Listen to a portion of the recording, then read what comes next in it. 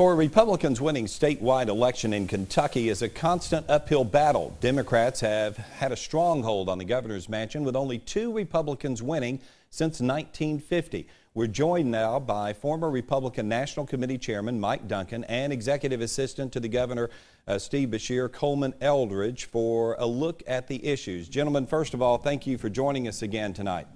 Thanks, Neil. Good to be with you. It's good to have you here.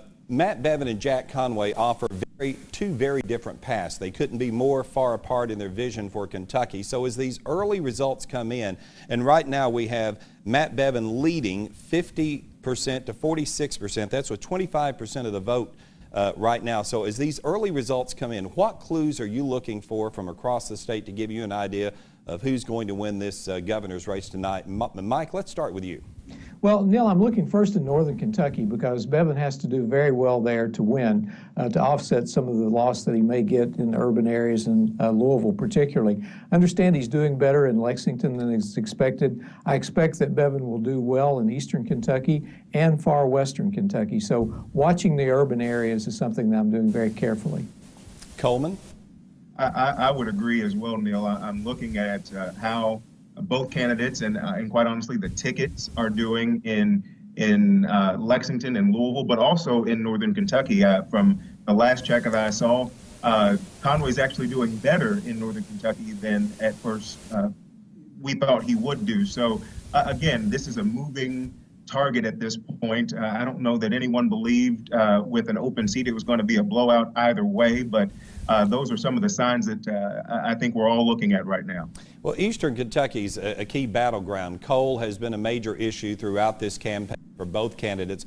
Last year, Senator Mitch McConnell won counties in eastern Kentucky that usually vote for the Democrats. So how does the so-called Obama factor play out tonight? Coleman? You know, it has become, I think, folklore and I guess a good political strategy to demonize this president. But when it comes to electing our governors, I think people really tend to vote for their best interest because that has so much more of a connection to home. And so I don't believe that the Obamification of the Democratic candidates will play because, you know, Neil, people know Jack Conway. People know the Democratic candidates. They don't know Matt Bevin. And so at the end of the day, folks understand that Jack Conway is not Barack Obama, that Andy Beshear is not Barack Obama. And I believe... Mike, how about you? Well, I think President Obama is a very unpopular figure in Kentucky, but more than that, his policies are extremely unpopular. If you look at the thousands of jobs lost in the eastern and western Kentucky coal fields at this point, people are voting their pocketbooks and they're voting against the policies of the Obama administration. And to the extent that they tie Jack Conway to those policies, he will be a loser from that standpoint. So I think that it will negatively affect the Conway turnout. Now, I'm not sure that Bevin had the same kind of organizational structure to take advantage of that in all the eastern Kentucky counties. Senator McConnell carried counties that he's never carried before, and I'm looking at some of those preliminary results, and it looks like Conway is carrying some of the traditional Democrat counties, but not by the margin that typically a Democrat candidate would carry that county. Mike, if you play the odds, it's an uphill battle for Matt Bevin. The Republicans have held the governor's mansion for just 4 of the last 40 years. Mike, what gives you hope that that might change tonight? Well, Matt Bevin is running as an anti-establishment candidate, and both on the left and the right in this country, you're seeing that. You're seeing it with Bernie Sanders, you're seeing it with Donald Trump, with Ben Carson. People are tired of the past performances of politicians. So to the extent that Conway is viewed as an existing office holder, that's an advantage for Bevin in this election. Coleman, Matt Bevin's some of the ranks of the Republican Party. How do you see this race ending tonight? Okay, I'm sorry. It looks as if we've lost Coleman Eldridge. We're going to try to reconnect with him. Talk about this race. We'll see if we can get Coleman back here real quick. You think the Kim Davis controversy will have any impact on this race tonight? I think it energizes certain voters. And one of the things I was looking at in this election was who got momentum at the last part of the campaign. And I think we'll know from the turnout tonight whether that momentum went to Bevin or it went to Conway. Statistically, a week out, 10 days out, the candidates were tied. There were still 10% or more undecided voters at that point, and how they broke was going to determine this election. I believe that social issues, certainly religious freedom issues, are something that motivate voters in Kentucky. And I'm looking at Rowan County to see what the difference is there. It's a traditional Democrat county. Traditionally, the Democrat would pile up a margin there. And I don't know yet, Neil, whether it's had a major effect, but I think it's more than Rowan County, but that's the first place I would look for the Kim Davis effect. Mike, most political analysts don't give Drew Curtis much of a chance to win tonight. What will we be saying about Drew Curtis tomorrow morning? Who does he hurt more in this race, Conway or Bevin? I think it's very likely that we'll say that his vote affected the outcome of the election. Now, both sides will claim that he hurt them more than he hurt the other person. We really don't know without some exit polling data on that. It's very difficult to tell, but I suspect that he would hurt the establishment candidate more than the anti-establishment candidate, but I really don't have a foundation for that. I don't have anything, any polling. This would be anecdotal. I think it's going to be an analysis way after the election before we know that. Okay, Mike, Kentucky's governor's race is drawing the attention of national political strategists looking for clues about how voters will behave in 2016. How important is this race heading into next year's presidential run and the U.S. Senate race where Rand Paul is up for re-election here in Kentucky? Well, it could be a harbinger of what happens in 2016.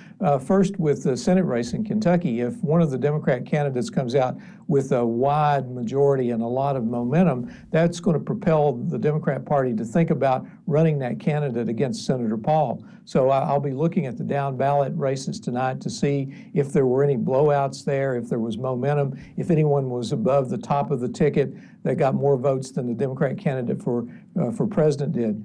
From a national perspective, this is a harbinger of what's going on in the country. You've got an anti-establishment candidate here. How's he going to do tonight? How would an anti-establishment candidate do in a presidential race? So I think analysts will be looking at it from that standpoint. Mike, let's look ahead to next year and the presidential race. You're in Washington, D.C., the pulse of what's going on there, so I don't want to pass up this opportunity. Who do you see coming out of the Republican primary? It's been back and forth with Donald Trump and with Ben Carson. Who do you see coming out for the Republicans and possibly for the Democrats? Well, Neil, the truth of the matter is that I don't know on the Republican side. On the Democrat side, it seems pretty clear at this point that Hillary Clinton is going to be the standard bearer. I don't think that we're going to nominate a socialist in the Democrat Party to head their ticket this time. And with Joe Biden not getting in the race, I think that solidifies it for her. I've been involved in Republican politics nearly all my life, and certainly since I was in grade school. And I've watched the campaigns very carefully. I've never seen anything like this. I think there are two tracks going on now. One is the anti-establishment track, and the other is the establishment track. And money and momentum mean a lot in politics. Donald Trump has the potential momentum at this point. He has money. Ben Carson has surpassed him. So I think you've got that track. Probably Ted Cruz, even though he's an elected official, would like to appeal to that track. Our own Rand Paul is in that group. And then you have an establishment track of Marco Rubio and Jeb Bush and Chris Christie. And I think it's going to come down to one or two candidates from each of those tracks. It wouldn't surprise me to see this go to the convention, not as a brokered convention, but someone go as a leader with nearly enough delegate votes to be elected, but one or two other people having a substantial amount of delegate votes. And that's because the primary process has been changed to have more proportional voters, where instead of winner take all in the state, it would be decided by either congressional districts or divided up on a proportional basis. So okay. I think it's going to take a little bit longer to get a winner for the Republicans than we originally thought. Okay, thanks, Mike. Let's bring Coleman Eldridge back in. Coleman, glad we could get you back here. I'm not sure if you heard the question, but let me just ask your thoughts. We're looking ahead to the presidential campaign next year. Who do you see coming out for the Democrats and the Republicans? Well, obviously, and I'll agree with the chairman. I believe Hillary Clinton, Secretary Clinton, will get the nomination on the Democratic side. I believe she has learned from her past campaign and has garnered the support nationwide to really walk into that Democratic convention in a strong position. I have given up trying to figure out Republican Party politics a long time ago, probably after I married into a Republican family. So I think it's going to be anyone's guess. But what I would say is I do believe there is, as the chairman said, the two tracks. And the thing about those two tracks is they will, I believe, both be well funded. And so walking into that convention, I think, will be anyone's guess. But I do believe that whoever the Republicans nominate, we will be in a good position to defeat that Republican. Okay, Coleman, I want to get two quick answers from you here on things that we talked about when we had those technical difficulties. First of all, Kim Davis, what, if any, impact does that controversy have on this race for governor? I don't know yet. Obviously, in that county, if you look at the numbers, I believe General Conway is still leading in Rowan County. And so in that county, I'm not sure that it has any legs. And I think as we begin to look at the analysis after today, we'll see what it had. I don't believe it had much of any. I believe it was an issue for some. And really, people have other things that they're worried about in their lives and other things that mattered in this election. And what about Drew Curtis? Does he play spoiler? Who does he hurt more? What are we going to be saying about his campaign tomorrow?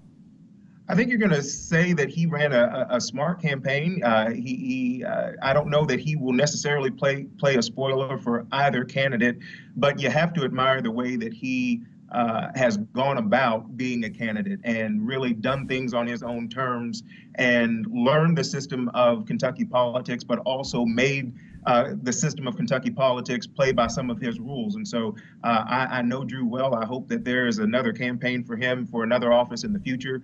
But I think he has made it possible to have a third party be heard and be taken seriously.